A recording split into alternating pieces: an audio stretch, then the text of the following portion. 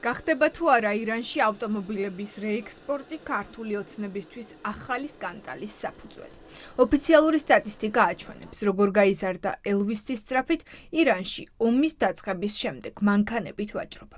გასულ წელთან შედარებით 101,600%-იანი ზრდა გვაქვს. ანუ, თუ 2025 წელს იანვრიდან ივნისამდე ირანში მხოლოდ 5 მანქანა გავიდა, წელს 1017 ჯერ მეტი. 5086 ავტომობილი გაიყვანეს.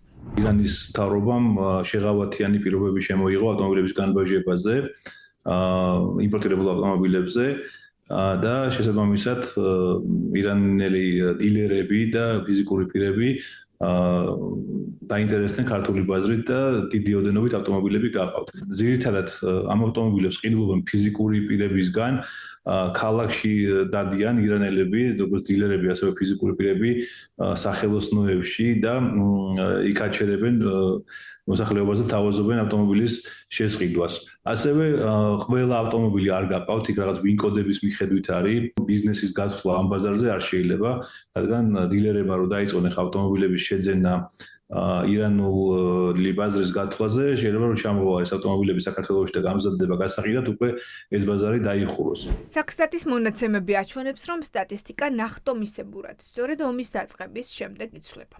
იანვარ-თებერვალში თუ ირანში სულ 228 მანქანა გაიგზავნა, მარტიდან მოყოლებული 4000-ზე მეტი ავტომობილი გავიდა. ეკონომისტები ამბობენ, რომ ეს არ არის მხოლოდ სტატისტიკა. როცა ირანთან ვაჭრობას ყველა წყვეტს, საქართველო კი ზრდის, ეს უკვე პოლიტიკური გადაწყვეტილებაა.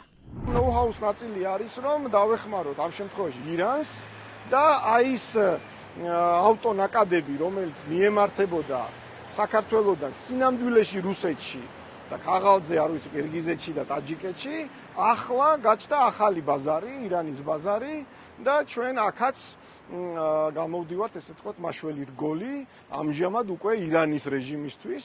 ხო არის, ეკონომიკური პოლიტიკა დასული არის, ესე ვთქვათ, ფუნდამენტურად ჩიხში მოქცეული რეჟიმების, არადემოკრატიული რეჟიმების მხარდაჭერიდან მიღებული სარგებლით არსებობას. ირანს ძველ პერიოდთან შედარებით კიდევ უფრო ვთქვათ ნაკლებ სანდო პარტნიორად მიიჩნევენ და შესაბამისად ყველა დასავლური თუ ესე ვთქვათ აღმოსავლეთის ქვეყნები თავს არიდენს მასთან ესე ვთქვათ პირდაპირ ეკონომიკურ კავშირს და აქ უნდა ვივარაუდოთ უკვე რომ სხვა ქვეყნებიდან მათ შორის რეექსპორტის ვთქვათ მიმართულებით ხდება ჩვენი ქვეყნის სივრცის გამოყენება. სტაბილური ის ვერ იქნება ხანგრძლივად სტაბილური ესე ვთქვათ სივრცე ეკონომიკური თვალსაზრისით და რაც ცალსახად ნიშნავს იმას, რომ სიფრთხილე უნდა გამოიჩინოს ქვეყანა.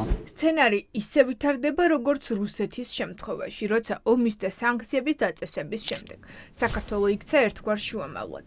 რიცხვები მოწმობს, რამდენად მასშტაბურია ცვლილება. ჯამში წლის პირველ ნახევარში ირანში მხოლოდ ავტომობილების რეექსპორტი 89 მილიონი დოლარია.